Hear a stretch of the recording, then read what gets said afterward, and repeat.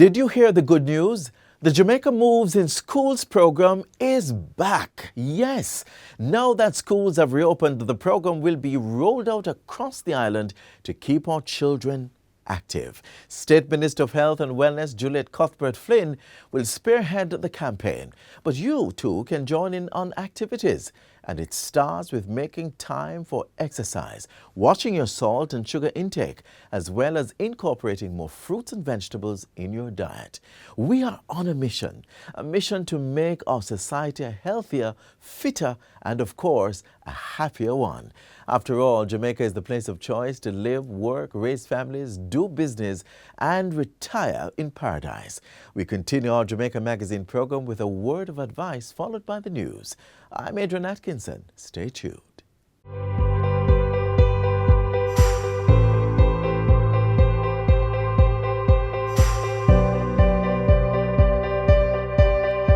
Jamaica's COVID-19 vaccination plan is still in effect. If you wish to make an appointment, please do so online by visiting moh.gov.jm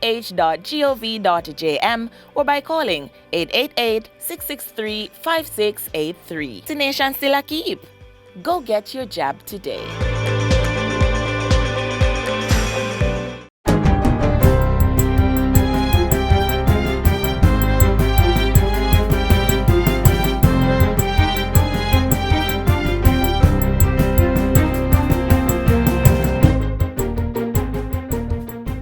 Good day, I'm Stephen McHugh, and this is your JIS News for Monday, May 9, 2022.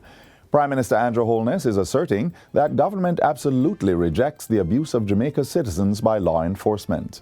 His comments come in response to recent videos that have surfaced of altercations between law enforcement and citizens in the Denham Town community. The Prime Minister says he has been in discussions with the Chief of Defence Staff and the Minister of National Security, who are closely monitoring the conduct of the officers. He says government will never in any way empower the security forces to abuse citizens, adding that everyone who wears a uniform and is under oath to serve and protect must understand that directive. Sections of Denham Town have been under a zone of special operation for several months, but there has been an increase in reports of challenges between citizens and the security forces. The Prime Minister says the incidents are unfortunate and directives have been given to the security chiefs to ensure the preservation of life and enhancement of citizen security. At the same time, Mr. Holness is calling on citizens to change their reaction to authority and also act responsibly. The Prime Minister says he will be touring Denham Town soon to meet with residents and members of the Joint Security Team. But in the meantime, he has made it clear that government will not pull down the ZOSO in that community to give space to criminals. In other news, Prime Minister Andrew Holness is encouraging Jamaicans to buy into the vision of Portmore becoming the Silicon Valley of Jamaica.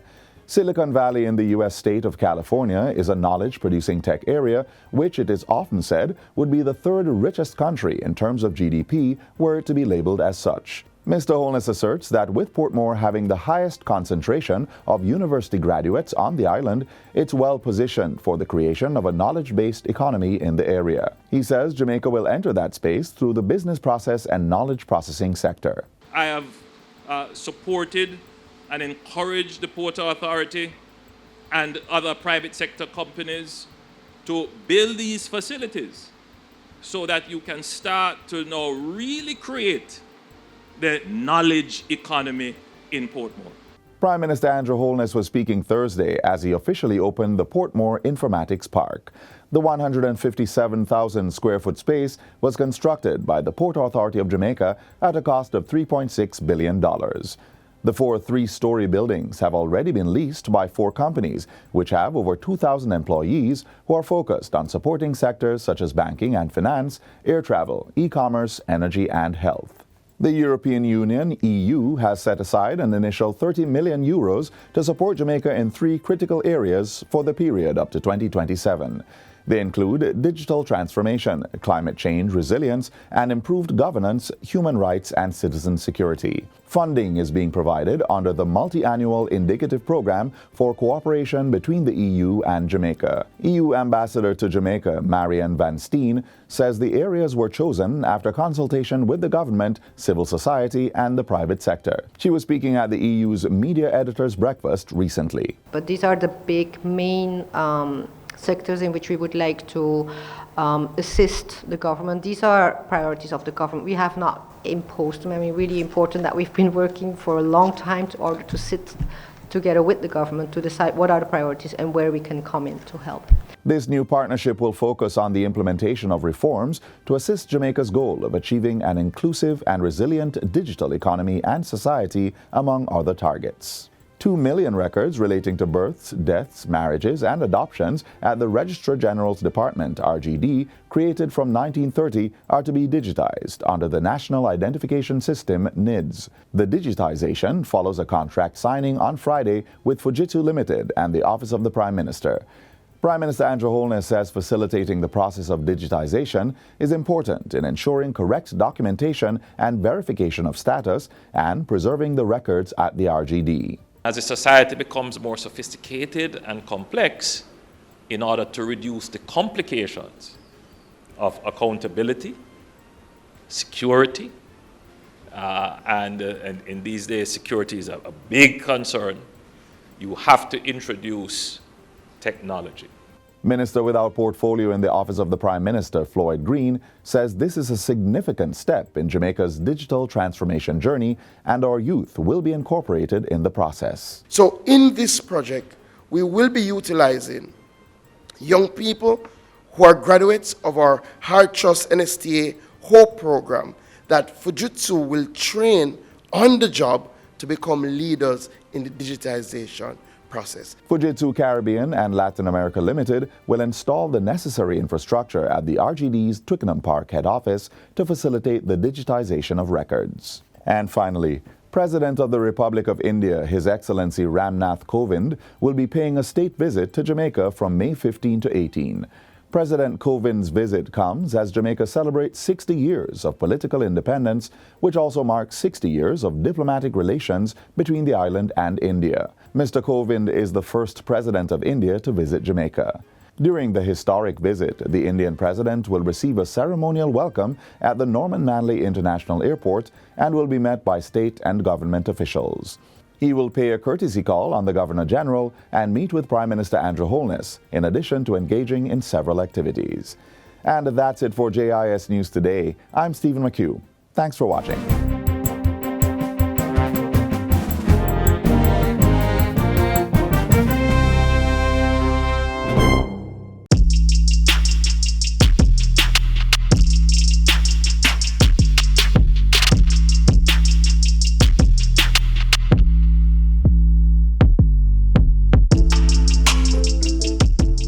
The travel file application was created by the Transport Authority for the protection of the commuting public. Please download the travel file application on the Google Play Store or the Apple iOS Store. Once you download the application, put in your phone number, register the application under your phone number, and then you'll be able to verify the license plate that you're going in. Once you verify the license plate and the information of the vehicle, you will then be able to share that trip of the vehicle that you're in. And if there is difficulty on the trip, you then will be able to push a panic button and share your location with others as well. Download the application, give us our feedback at customerservice@ta.org.jm. Don't forget, it's free to download, free to use. $200 million will be spent to upgrade airports. The bauxite levy resumes shortly, and the JUTC is getting 45 electric and 5 diesel-fueled buses. Those are but some of the working targets for the Ministry of Transport and Mining this fiscal year.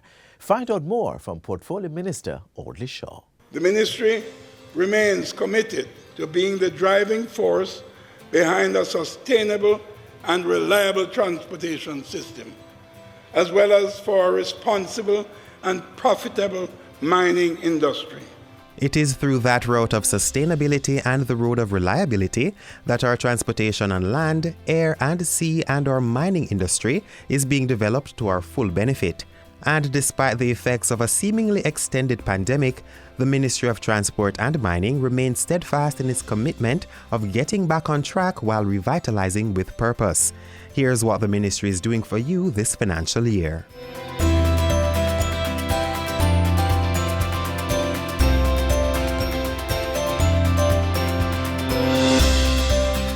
The Ministry of Transport and Mining, we have policy oversight for land, air, and maritime transport, with responsibility for ensuring that all modes are connected, reliable, and viable.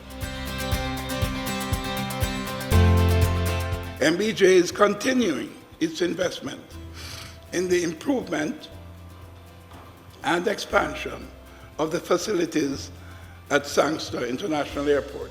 More incoming flights are already scheduled and forecasted for this year. And in preparation for that increase, expansion and remodeling works will be done on the departure terminal at the Sangster International Airport, as well as the installment of a 3-megawatt solar power project. $36 million is also being spent to continue works under the airport's runway extension project. PACAL, the operators of the Kingston Norman Manley Airport, they are in the process of implementing several projects. Over at the Norman Manley International Airport, runway pavement improvements and rehabilitation works are to begin next month for completion by September. A 5-megawatt solar power project will also be implemented at the facility to provide 75% of the airport's energy requirements. The work in aviation continues over in St. Elizabeth, with the acquisition of the Holland Bamboo Airstrip to be undertaken this financial year. This will facilitate airlift to residents and improve access to tourism attractions in and around the area. It is no secret that the aging, limited fleet of the JUTC is unable to meet adequately the demands of the commuting public. We are looking to expand and diversify the fleet with new buses and alternative fuel. This fiscal year, be on the lookout for 70 additional Jamaica Urban Transit Company JUTC buses on our roadways. The company will also begin testing the use of biodiesel fuel with the intention to expand the full complement of diesel-operated units in the fleet. The Montego Bay Metro fleet will receive cameras to complement the already installed tracking devices. This allows more accurate arrival times to be communicated to commuters, and we are moving forward with plans to implement a cashless system. And if your journey takes you on our toll roads, then you may very well realize the toll authority regulating advertisements. The authority is also moving to gain legislative authority to fine pedestrians who trespass on toll roads and to penalize motorists for tailgating. The authority is further seeking empowerment to apply monetary sanctions on toll operators for non-compliance in the remedying of any defects, damages to the toll road infrastructure. Our public passenger vehicle PPV drivers and owners are not to be left out. The TravelPal mobile app is being programmed for integration with the emergency 119 centers of the Jamaica Constabulary Force by August, fueled by the Transport Authority. The authority will also be establishing a chief investigative department to deal with complaints. In this financial year too, the digitization of driver's license records will be extended to an additional 7 examination depots. And this will enable access and analysis of our driver's licensing records, ensuring greater integrity to the system. The motor vehicle fitness and inspection process is to also be strengthened with the implementation of geofencing technology. As we seek to modernize our driver testing operations and also to bring trust to our operations, we have been executing the electronic testing of provisional driver's license applications. The intention is to have the technology implemented in a further 5 depots to allow more applicants to receive their grades electronically.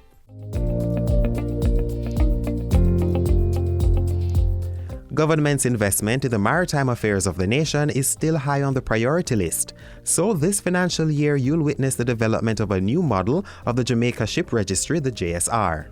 The sector is also seeing the implementation of a maritime single window to facilitate the electronic clearance of ships in collaboration with the Port Authority of Jamaica.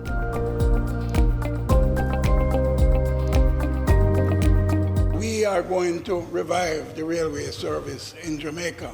The ministry will be looking to open the student passenger rail service project to the general commuting public, especially as we approach the closing of school during the summer period.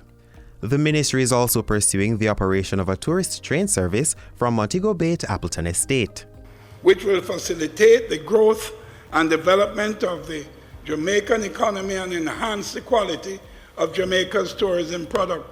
Tracks will also be laid for the movement of freight on the active line in the Windalco corridor of Uwerton to Port Esquivel. The railway's ability to transport large volumes of goods over long distances, typically unimpeded by traffic congestion, makes it the cheapest form of land transport, which contributes significant economic value in reducing transport costs. There is no doubt, however, despite the controversy around mining, of the value it adds to our economy and livelihoods. Government will be developing a geoscience institute to transform the institutional arrangements for the management of the mining sector.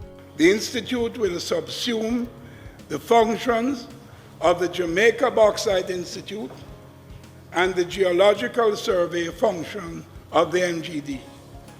This public body will facilitate the transformation of the sector into a diversified minerals portfolio. We will see more families who were relocated from bauxite mining areas getting land titles for where they now live, with the target for 2022 being the delivery of 300 titles. The bauxite mining companies are being encouraged to utilize all available modalities to implement the transfer of title. The Jamaica Bauxite Mining JBM development plans at the Reynolds Pier facility is in the fourth and final stage, which is slated to begin this month. The work will include building out a pedestrian way with craft vending kiosks. And this October, the market will be introduced to bottled water extracted from the spring on the Jamaica Bauxite Mining's Ocherias property. This water will be distributed in bulk to the cruise lines that dock at the Reynolds Pier. This innovative project will promote Jamaica's alkaline natural resource and will provide an economically viable revenue stream to the JBM. And the Jamaica Bauxite Institute, JBI, will pursue the diversification of its laboratory services to include commercial testing of water samples and completion of ISO accreditation of select lab testing methods. The accreditation process was started in 2021 and is expected to be completed for certain test methods this year.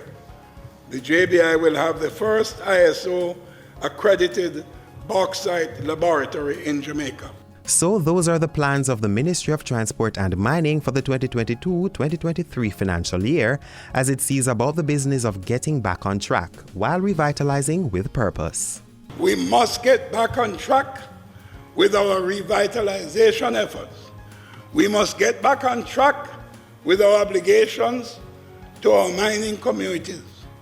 We must get back on track with the provision of efficient and regulated transport services, including the railway. You can't get back on track. Our railway not into it.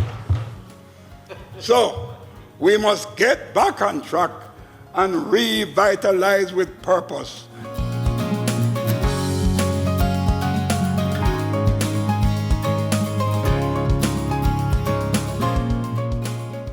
To properly carry out a hand rub, apply a palmful of the product in your cupped hand, covering all surfaces.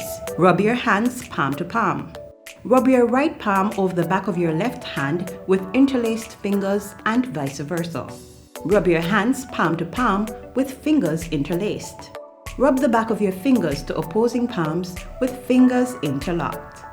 Rotationally rub backwards and forwards the clasped fingers of your right hand in your left palm and vice versa. Once your hands are dry, they are now safe.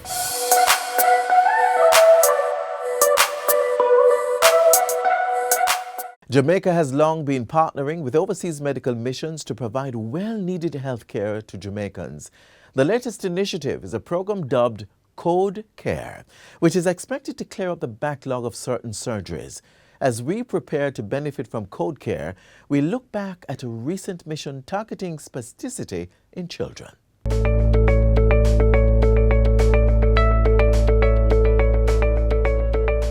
A mother or father's wish for his or her child. That he or she is happy, healthy, able, and will achieve his or her full potential. Even in the face of disabilities, these aspirations are affirmed with extra care and the outpouring of love in support of children with special needs. And the children themselves, some not able to freely move due to a condition known as spasticity, have strong faith in their abilities. Spasticity or muscle toning is a type of muscle stiffness seen in children with neurological conditions such as cerebral palsy. Cerebral palsy is a name that describes a group of conditions where there's injury to the brain, the developing brain, that occurs during pregnancy, in utero, at the time of delivery, or up until 3 years old. And it affects a part of the brain that controls movement, the motor section. With the varying degrees of cerebral palsy, some children may have issues with comprehension or understanding.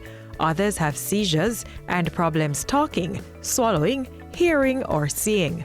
Despite the struggles, the possibilities are bright for children living in Jamaica with this and other conditions that affect the ability to walk. Medical interventions are now allowing some disabled children to walk for the first time and for others to walk better, ultimately having an improved quality of life. I think what we have brought is a comprehensive approach to addressing the problem, where all the medical professionals, including nurses, physiotherapists, occupational therapists, the surgeons, the rehabilitation and specialists and physiatrists, and the neurosurgeons and neurologists have come together, working with the hospital, working with the pharmacists to try and solve the problems of each child individually. So it's not a one-size-fits-all.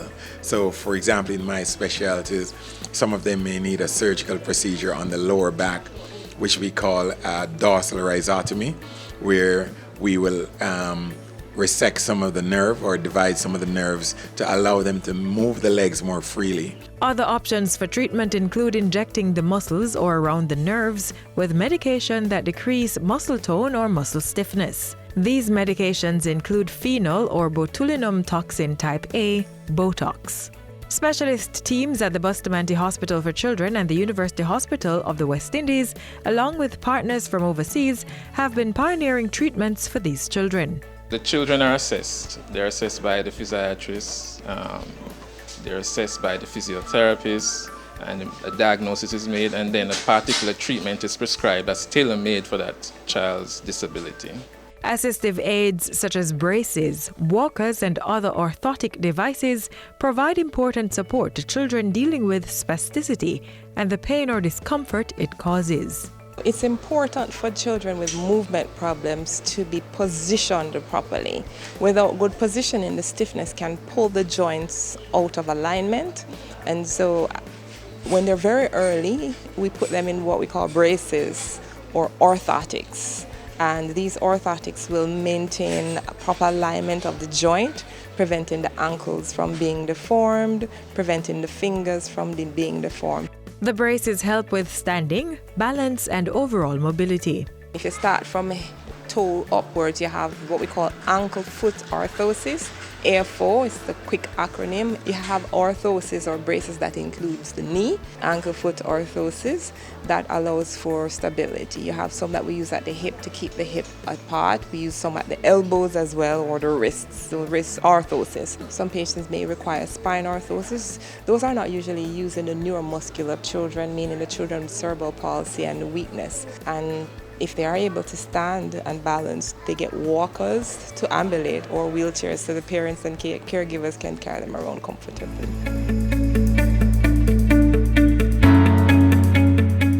There are several risk factors for cerebral palsy. The risk factors include poor antenatal care. It also includes children that are born very young, premature delivery, less than 28 weeks, because the brain is very delicate, and any changes in oxygenation can affect the brain. Low birth weight as well, when children are born very low. Different types of infections can cause it. And even after delivery, there's the risk from head injury and infections such as meningitis and jaundice, among other things. Doctors say the risk of developing cerebral palsy can be minimized. Parents need to know that you must have proper antenatal care, proper enough to take the pregnancy to full term, to 40 weeks, so the child's brain and body and blood vessels can develop properly. In addition to that, good health care condition for the mother, and delivery, safe delivery is always important, and postnatally, meaning after they're delivered, is to ensure that the children are healthy, they get their vaccinations, they're not exposed to any infection, there's no trauma to the brain, environment is safe, so you don't have exposure to chemicals that can also cause it, or to accidents or near drowning and stuff like that. Children's exposure to toxic chemicals such as paints with lead in them, herbicides, pesticides, or household chemicals with pungent odors, either ingested or inhaled, can cause brain damage and must be avoided. Our best option for good health is always prevention, but that aside, effective curative measures offer hope and great joy. We do have children walking who weren't able to walk before. We do have children sitting who couldn't sit before. I had a patient once where the legs were crossed, scissored we call it, where the legs were scissored at the hips, and the mother wasn't able to clean her properly or carry her. So when she used to carry her in the front. So we injected between the legs, and she came back. She was very happy. I'm like, why are you so happy? She's like, me can lap her now. I said, what do you mean by that? Because we injected between the legs, she could open the legs, so she could now carry her on the side, one foot in the front, one in the back, and a bag. We hear of another story from Aunt Avia, who cares for her nephew Emilio. His name is Emilio Morris. He's 12 years old. At one point, his foot was like turning like this. So now they cast it at the Bustamante. It said come back around straight. So now he's wearing a braces. At one point he used to creep, but now he doesn't creep. At one point his knee was very tight, but now it's not so tight. Things kind of better now, being that him get the injection. He used to get fizzy. They want him to stand up in the brace. Kenil Baker is 13 years old. He was born with cerebral palsy, low motor skills. Basically, he cannot walk without assistance. We have been coming to this clinic for some time now, where he has gotten injections and has done a surgery, which has helped him tremendously. He could not lay on his stomach. After the surgery, he was able to lay on his stomach and turn over, roll over. He's able to stretch out his hands and legs. And for bathing him, it has been made much easier for caring for him. He could not feed himself. He's trying to feed himself now. Well, you can leave him with food and he will feed himself. He's a very happy child. And we have good support from family and friends. And thank God we do. He's our joy. He's our joy.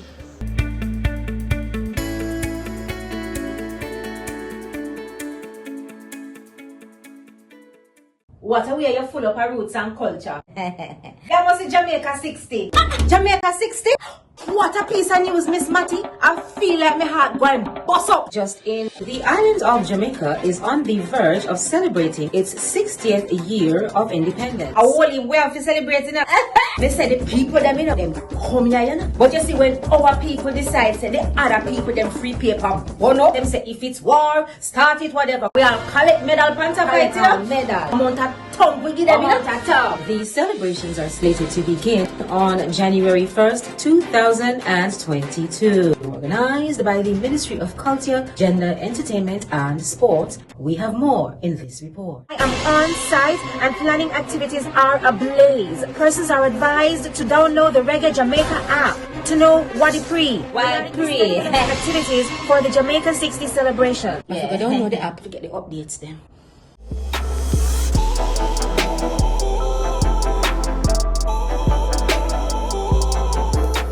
And that's all the time we have left on this station. Be sure to join us tomorrow around about the same time for our next half-hour program. We are available online 24/7, 365. There's our website, YouTube channel, and our pages on all the social media platforms. On behalf of the entire team here at the JIS, I'm Adrian Atkinson. Thank you so much for watching.